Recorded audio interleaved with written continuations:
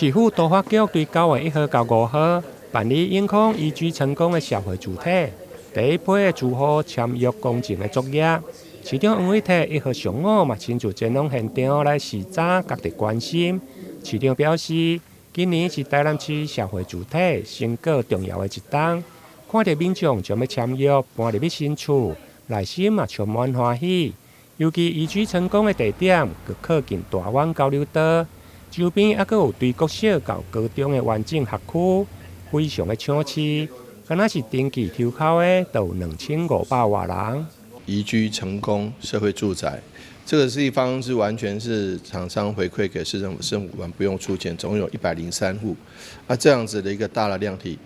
事实上是在周边新进发展区很重要，尤其这里离那个大湾交流道非常的近，那周边有学区、国小、国中、高中都有，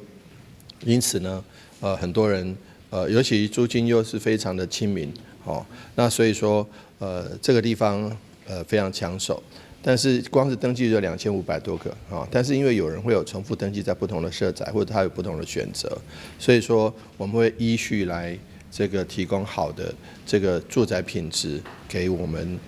的市民朋友。那陆陆续续除了先前的移居仁爱，现在移居成功，接下来移居小东，在今年底之前就有将近500户